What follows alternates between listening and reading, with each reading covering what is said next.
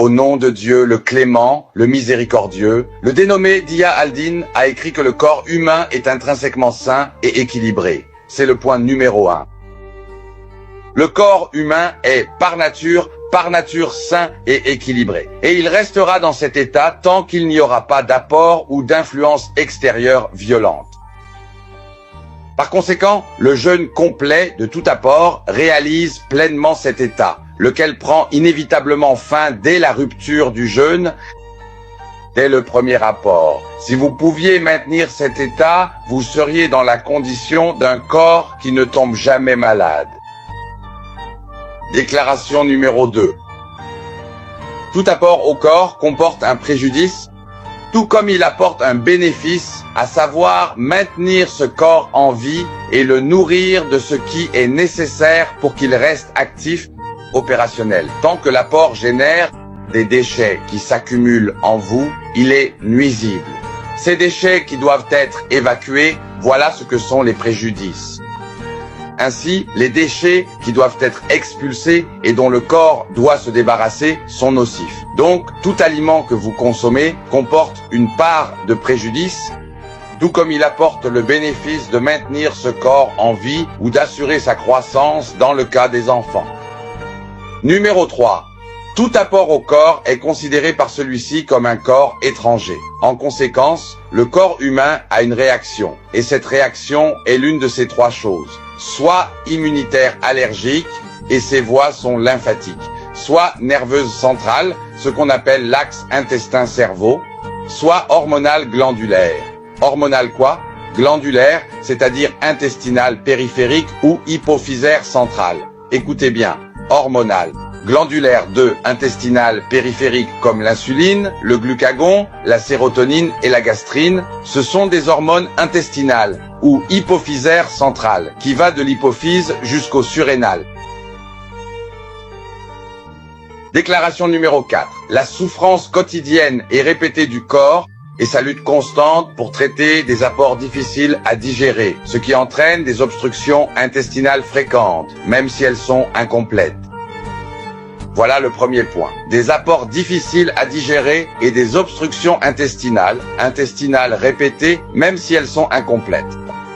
Ou des résidus nocifs issus d'une digestion incomplète, ou des apports contenant des stimulants pour le système nerveux, le système hormonal et le système immunitaire allergique, ou des apports contenant des toxines pures, résidus d'antibiotiques, résidus d'engrais, de stimulants, de produits chimiques et de fertilisants azotés, résidus de pesticides, ce que nous appelons quoi? Les résidus de pesticides, alors c'est quoi? C'est la souffrance du corps à gérer ses apports au quotidien. Difficiles à digérer, causant des occlusions intestinales répétées, même partielles. Des déchets nocifs issus d'une digestion incomplète.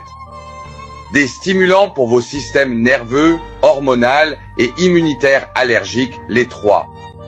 Ou de véritables poisons, comme les résidus d'antibiotiques, d'engrais chimiques, de stimulants puissants, de colorants artificiels, de produits chimiques variés.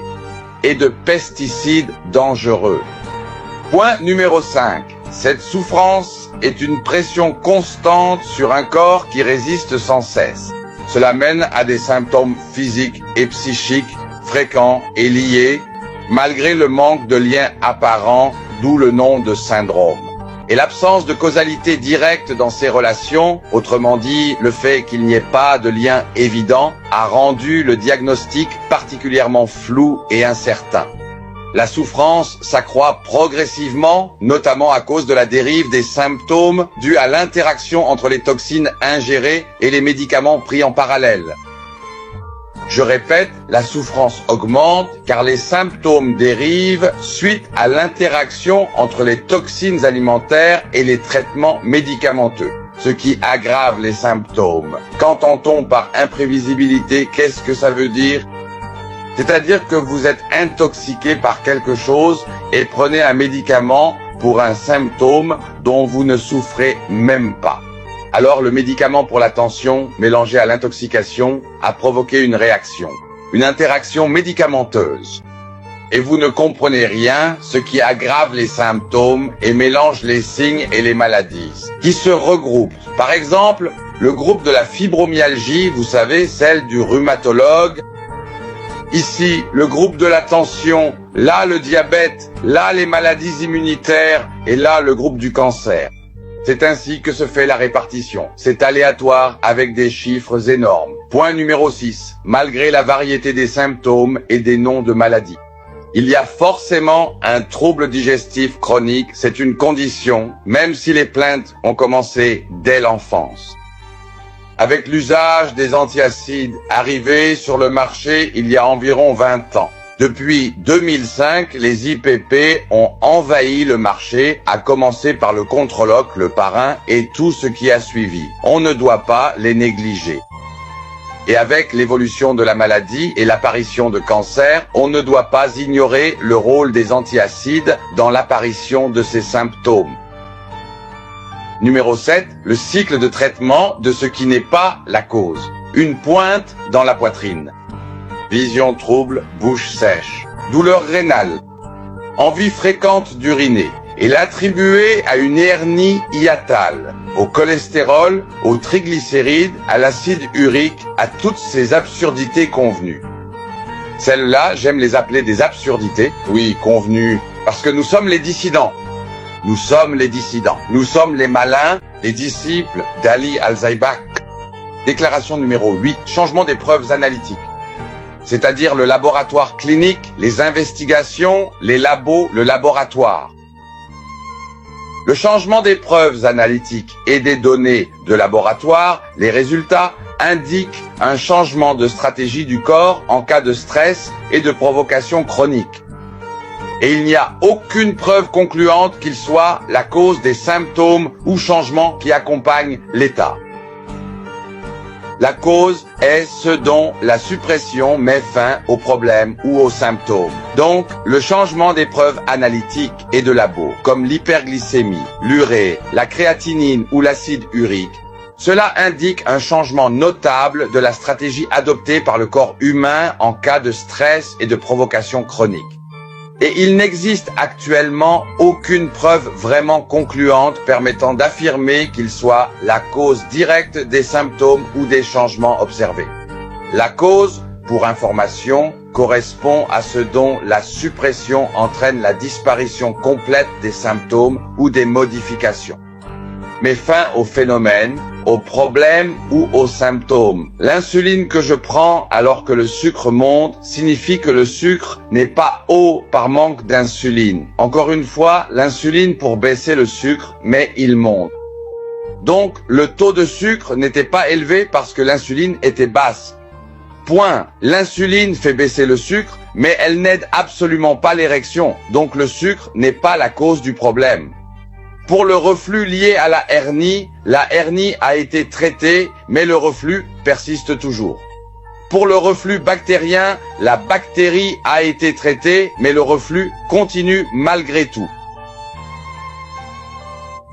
Numéro 9. L'interprétation des analyses de laboratoire, comme le sucre, l'acétone, le HDL, le LDL, l'urée, la créatinine, les minéraux et les fluides minéraux conducteurs d'électricité, les électrolytes, sodium, potassium et chlorure. Lier cela directement à la nature de l'alimentation est une approche superficielle et totalement erronée. Revenons-en. Au numéro 9. L'interprétation des analyses de labo, comme le sucre, l'acétone, le HDL, le LDL, l'urée, la créatinine, les minéraux et les fluides minéraux. Et lier ça à la nature de l'alimentation, c'est faux. C'est 100% faux. Pourquoi? Parce que ces marqueurs sont les mêmes chez tous les mammifères. Et les créatures ovipares qui possèdent un foie. C'est-à-dire que le crocodile a un foie, et la poule a un foie. Et les mammifères, la vache qui mange de l'herbe, et le tigre qui mange de la viande et boit du sang. Tous ont du sucre, de l'acétone, du HDL, du LDL, de l'urée et de la créatinine. Même le rat. Donc les mammifères et les ovipares, ceux qui pondent, les oiseaux, les poules, le crocodile. Celui qui a un foie doit avoir ce que j'ai dit. HDL, LDL, acétone, sucre, urée et créat. C'est la nature. Dieu l'a créé ainsi. Le foie produit ces choses. Le foie produit ces choses.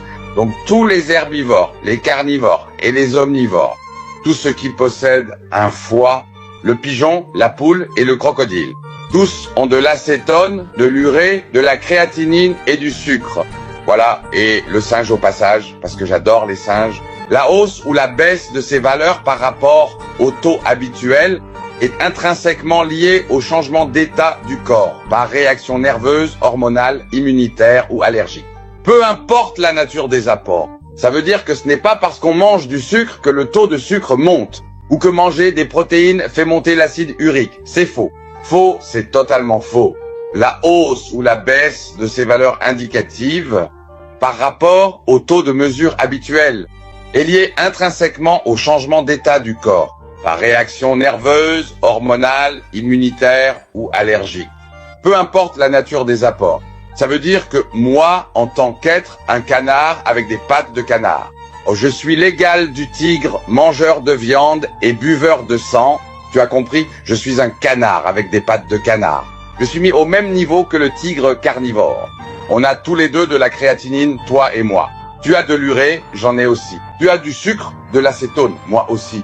Écoute, peu importe ce que tu manges, oui, ton corps va forcément réagir. Il réagira selon une certaine stratégie. C'est parce que tu l'as mis sous stress. À ce stress, il répondra de telle façon. Tu as compris quelque chose ou pas? Le point numéro 10, le dernier du bilan. La capacité du corps à se régénérer par remplacement, synthèse et création.